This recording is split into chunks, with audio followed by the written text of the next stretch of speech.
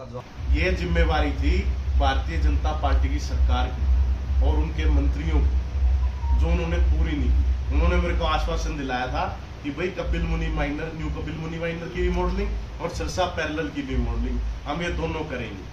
आज जो बाता माइनर हुआ, हमारा कपिल मुनि माइनर है, हमारे जितने भी माइनर है वहां पर टेल पे पानी तक नहीं पहुंच रहे हैं। इससे हमारे किसानों का नुकसान हो रहा है। बेरोजगारी देखो आप, क्योंकि जो हमारा इलाका है ये सबसे ज्यादा खासकर कैथल जिले का जो इलाका है, यहाँ पे खेती पे निर्भर लोग हैं, तो एक तरीके से बेरोजगारी भी बढ़ रही है। और असलियत में आप देखो, ये सीईटी का ने एकदम एग्जाम डिक्लेयर कर दिया, बच्चों पे कितना बोझ है उसका, है मेहनत कर रहे हैं। मैं कहूंगा बच्चे, अच्छे बच्चे, ज्यादा से ज्यादा बच्चे उसमें पास हो। मेरी शुभकामनाएं उनके साथ कि देर आए दुरुस्त आए, ये पेपर तो पहले हो जाने चाहिए थे। विकास जी बिल्कुल, जब भी उनको मौका मिलेगा वो पूरी संज्ञान में, जो हमेशा किसानों का जो मुद्दा होता है, पिछली बार भी लोकसभा के सदन में 18 मिनट के लगभग कांग्रेस पार्टी ने मेरे पिताजी को बोलने का मौका दिया था, एमपी साहब को बोलने का मौका दिया था, और आप वीडियो देख सकते हैं किस तरीके से मुखर होकर के उन्होंने किसानों की आवाज उठाई थी। और वो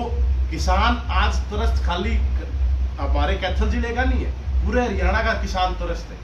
जो भारतीय जनता पार्टी की नीतियां हैं, कहीं ना कहीं इनमें कोई प्रपंच नजर आता है कि भाई किसानी खत्म करो, खेती खत्म करो। जो काले कानून आए थे वो भी एक जो लोगों की लड़ाई की वजह से वापस हुआ है, भारतीय जनता पार्टी ने मर्जी से वापस नहीं लिया। तो इसी, मुझे तो ऐसा लगता है ये उसी की कड़ी है कि किसानी घाटे का सौदा पड़ा तो लोग खेती करना छोड़ दें। वो गंदे पानी के लिए भी मैंने अधिकारियों से बात की थी। अब जो यही तो सबसे बड़ी बात है कि पिछले 5 सालों में बहुत सारे ऐसे काम थे 5 साल से पहले जो मंजूर हुए थे।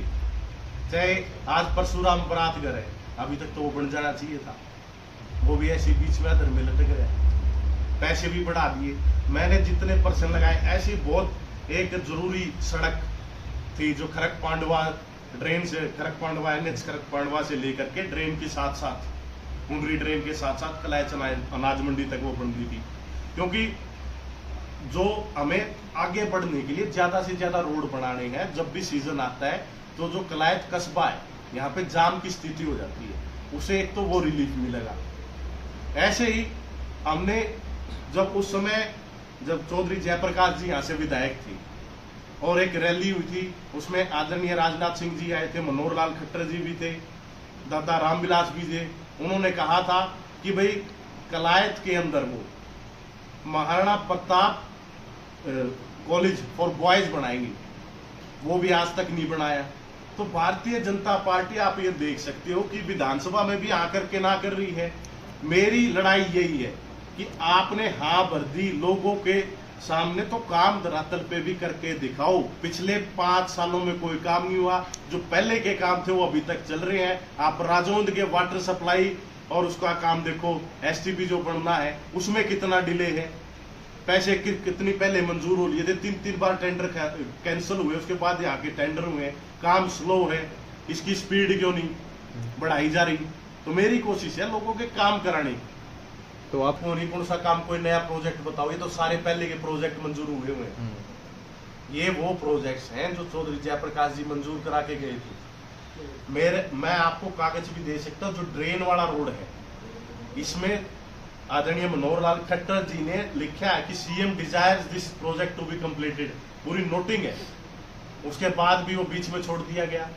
प्रजातंत्र में 5 साल का समय मिलता है। अगर जो कोई अच्छा काम किसी ने भी कर रखा हो, जो भी प्रतिनिधि आगे बढ़ता है उसको उसे आगे बढ़ाना चाहिए।